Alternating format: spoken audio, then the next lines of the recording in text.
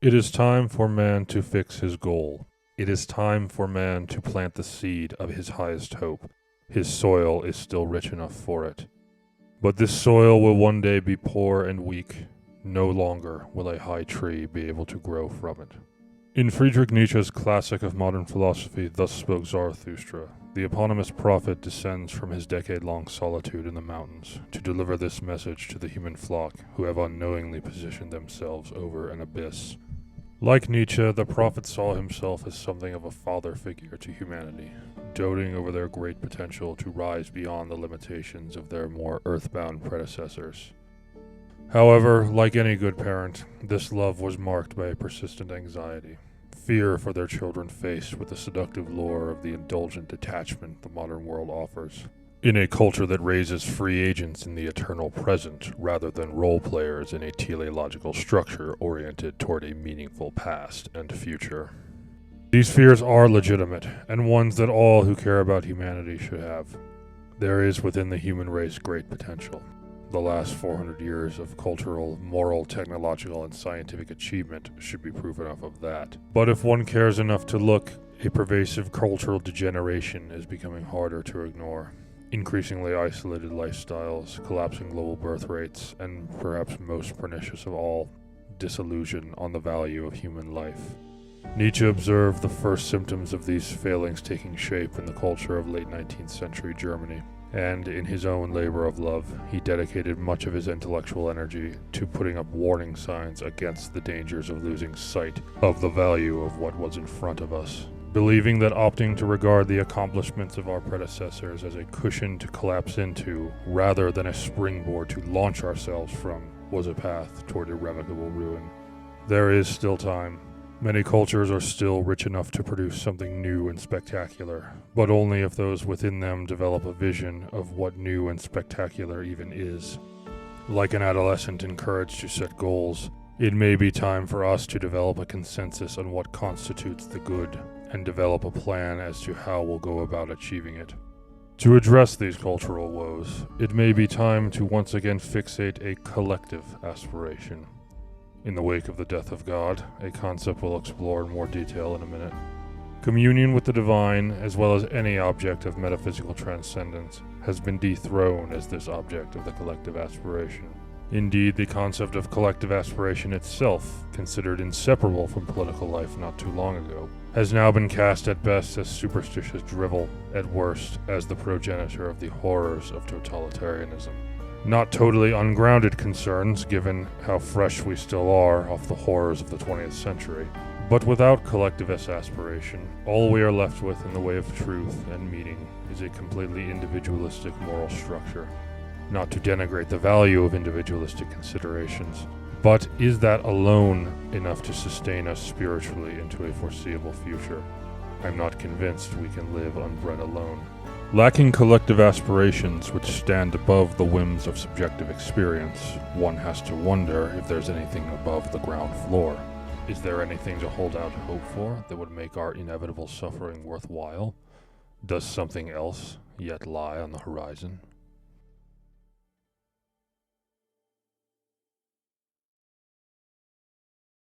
Before we can discuss where we're going, we must talk about where we have been. Possibly the greatest challenge we face crafting a new spiritual model upon which we may platform our shared vision of the good is that spirituality, for the entirety of civilized existence, was never something that needed to be crafted at all. There was no effort involved. It developed as a natural adaptation to accommodate the psychological pitfalls of our capacity for objective reasoning. Putting notions of divine revelation aside, it became our reality only through historical inculcation. It was a catalog of beliefs humming in the background, meant to ascribe meaning to behavior as maintenance to sustainability and cohesion. Part of the collective software or programming, one might say.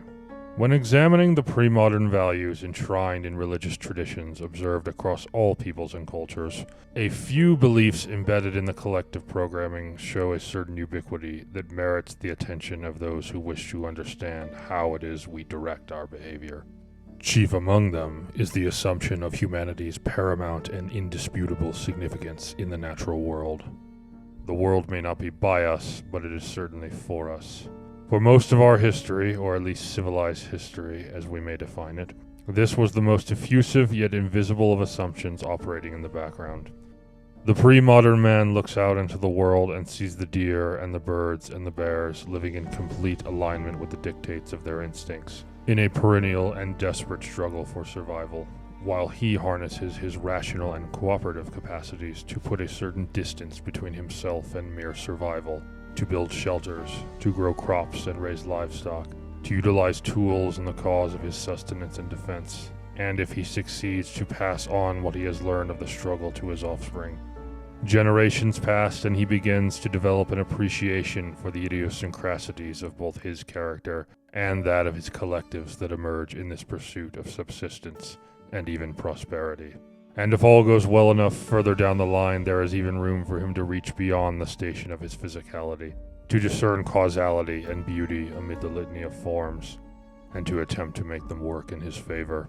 And if those whose shoulders he stands on reach high enough, he may even set his sights on the conquest of all externalities that impose on his will, be it his enemies or nature itself. Viewed in this light, the human struggle becomes truly epic, rapturous, and sublime. What could this world be if not the arena of this ascension? If complexity implies design, another feature of the pre-modern programming, how could our design not be the centrality of value? But in the way that the collective resembles the individual, sooner or later we all must wake up to the world as it is outside the stories the adults tell us. This awakening, this disenchantment from the pre-modern programming, was written into our psyche on the back of the Enlightenment. The Enlightenment period is most commonly associated with its turn toward rigorous empirical analysis of natural phenomena, which the West parlayed into the transformative scientific and technological breakthroughs that gave humans the means to push past previously unassailable physical limitations. A commonly overlooked byproduct of this push, however, were the revelations made which upended certain truths, which had always functioned as columns supporting our perception of the world and our significance in it. Copernicus and then Galileo, in their heliocentric model of the universe, relegated the metaphysical significance of the Earth and the whole of the universe. And much later, possibly the ultimate disenchantment came in Darwin's evolutionary theory, which relegated the metaphysical significance of human life in the whole of the animal kingdom. Granted, these revelations were extraordinary and ultimately inevitable to any true believer in progress, that is. But if we are to mitigate the cultural turmoil that ails us now, it is imperative to acknowledge the disruption these revelations had on the collective programming. Metaphysical transcendence, the cornerstone of our spiritual orientation that had always imbued our experience with significance, purpose, and comfort, was the greatest casualty of the Enlightenment's great strides forward. If what we are and where we are did not emerge out of the divine causeway by the grace of some superior being whose value is absolute, then what value is there in the struggle? What justifies our being? As Nietzsche put it in so many words, we can no longer look behind us to be assured of our worth. The modern world has brought the rear-view image into a devastatingly clear focus. Where once there was the formless and infinite ascendant, and our connection to its infinite value, now all there is to see is another ape, lumbering about from food to sex to murder on a blue and green rock orbiting a ball of gas. Right at home on the savannah with the rest of the lower creatures, you could say. Not much removed from what we see outside our cages. With these revelations, our enterprise, once a valiant epic, was reduced to a 45-minute biology lecture. As it is with many of the things we hope and strive for in this life, much of the thrill dries up once the anticipation of what is not yet in front of us has passed. This disillusion from the pre-modern value structure was as much a product of the Enlightenment as the incredible technological achievements that produced the device that you're watching this video on. A cogent and particularly acute analysis of the socio-political implications of the Enlightenment's turn away from metaphysical construction can be found in Alasdair MacIntyre's 1981 classic of moral philosophy, After Virtue.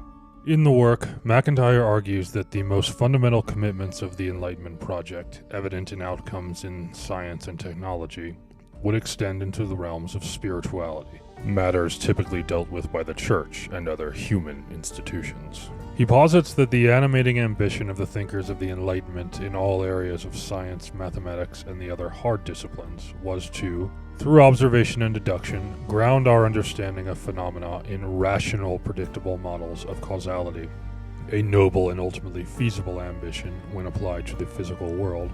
However, early on in the Enlightenment, there emerged a noticeable intellectual overlap between the nuts and bolts people and the big picture people.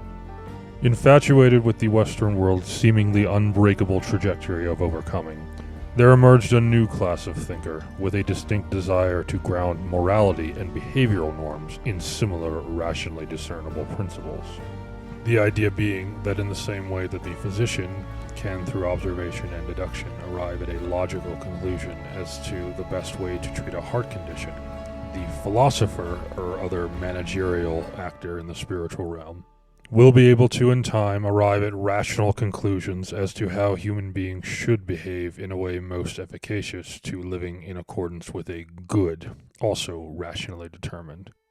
The modern world in this way would see the philosopher, and later on the secular therapist, attempt to fully assume the duties of the spiritual leader.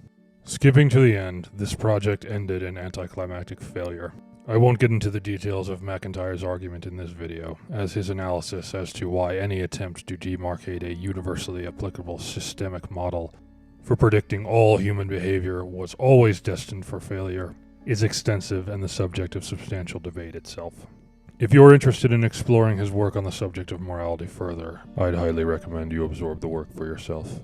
But nonetheless, this attempt to pass the spiritual buck onto philosophers proved to be another fantasy, a crushing defeat. And in the wake of this failure, a path back towards spiritual orientation grounded in the metaphysical enchantment of the pre-modern age was closed to us seemingly forever. And lacking metaphysical grounding, overarching paradigms dictating behavioral norms applicable to the collective could no longer be justified on any external grounds. It was in this socio-cultural quagmire that we were left with no choice but to throw all of our weight into a framework that situated individual experience as the irreducible unit of value. In it, the maintenance of any historically inculcated behavioral norms handed down by sky people would become increasingly passé. This framework and the theorists who developed it, notably in John Locke, Rousseau, and John Stuart Mill, would come to comprise the school of thought we may now refer to as modern liberalism. In it, all collectivist behavioral dictates sensitive to the teleological demands of a meaningful past connected to a future one was duty-bound to uphold would take a backseat to the ascetic demands of the present experience. Fast forward 250 some odd years to the chagrin of those still committed to metaphysical orientation, religious conservatives. Modern liberalism's commitments have come to dominate not just politics, but also the wider culture to an extent that its earliest theorists could never have conceived of. When John Stuart Mill first put forward his theories regarding the constraining power of custom on the individual's right to engage in the experiments in living, I don't think he had animal people in mind. Still, many among the current Western crop would regard our current culture as where it needs to be. A culture which favors the pursuit of individual felicity above all other values, responsive to broad collectivist visions, is to them at least an adequate aspiration. And perhaps they're not wrong. Life as a private experience certainly seems to have won the great ideological contest of the 20th century, and our great leaps in technological advancement are reflective of that.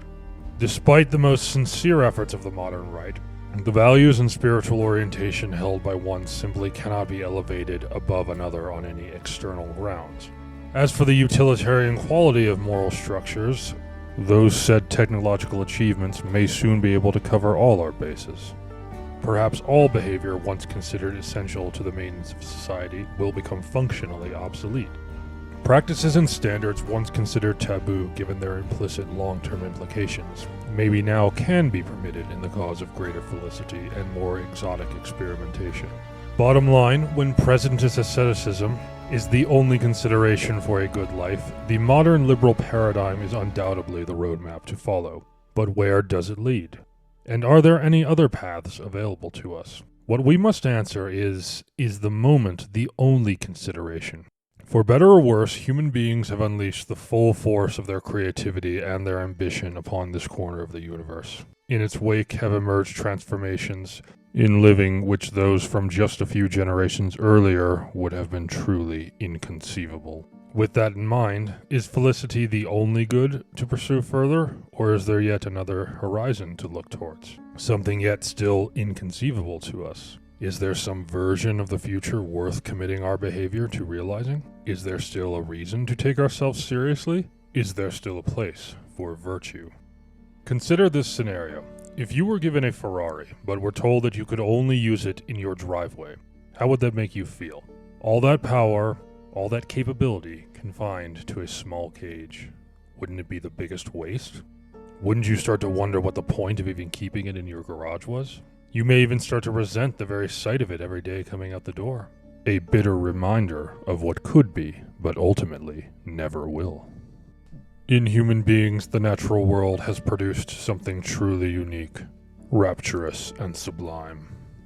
A manifestation of its physical processes which can react to the world on the dictates of its own physicality, and now can even impose its will on the world that birthed it. A tiny flame on a tiny rock in the vast expanse of the cosmos. Is there an argument to be made for an embrace of some virtue, some directive that would serve to kindle the flame?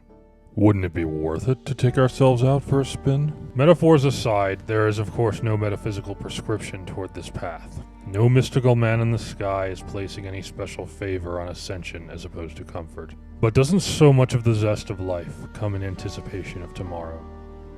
I believe there is something deep in us that is eager to see what new dimensions emerge, what ways we may expand our capacities. This, I believe anyway, is what gives life its artful quality. This is the essence of beauty. If this path sounds like the one for you, great. It needs you. Determining what this beauty looks like, much less developing a behavioral model on how to foster it, will require a spiritual creativity that may well not exist. If we were to platform off the groundwork laid by Nietzsche, which is a big if, the only way to get humanity on the highway would be to reorient ourselves back into alignment with the natural instincts. It is the artificially constructed values that only persist in decadence that he warns us against. If you love humanity the way Zarathustra does, heed his words. I love all those who are like heavy drops falling singly from the dark cloud that hangs over mankind. They prophesy the coming of the lightning, and as prophets they perish. Behold, I am a prophet of the lightning and a heavy drop from the cloud, but this lightning is called the Superman. We will never be the heavy drops if comfortable sustainability is our only aspiration. Only within a naturally aligned culture, one that values strength, vitality, and transformation, will the lightning strike. Only then will this profoundly transformative element emerge. This is both Nietzsche's warning and his charge. Maybe you don't believe in transformation, or the Superman, or the death of God for that matter. Maybe comfortable sustainability is the highest good we can aspire to. Or maybe technology will even things out in the end and make all behavior functionally obsolete. But I think you took the time with this video because you care about our future. It will come in one form or another. So before you return to your life, I'll leave you with this last anecdote. The Greeks believed that in the beginning it was the Titan Prometheus who bestowed his favorite creation, human beings, with the divine flame. The gods looked on in splendor and awe as these beings, crafted in the image of the gods themselves, in such a short time managed to develop so far beyond every other being sculpted by the Titan. With the divine flame in their possession, the hairless apes crafted tools, built structures, and would come to dominate nature in a way that no other creature could hope to mimic.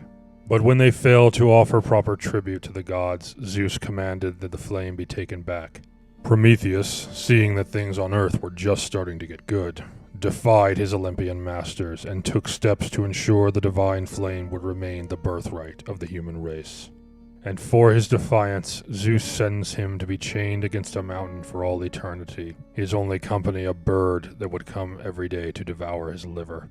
Several times Zeus offered the Titan release from this torment, but each time he refused. Like Nietzsche, he saw in humanity something truly special, a potential worth suffering an eon's worth of torture to see realized. Let's at least try our best to do right by him.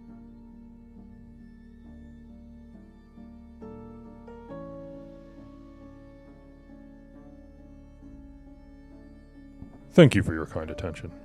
If you enjoyed this video, please consider leaving a like and sharing your thoughts in the comments. And if you're interested in seeing more videos like this one, please also consider subscribing to the channel and turning on your notification bell. Thanks again for watching, and I look forward to seeing you again on the next one.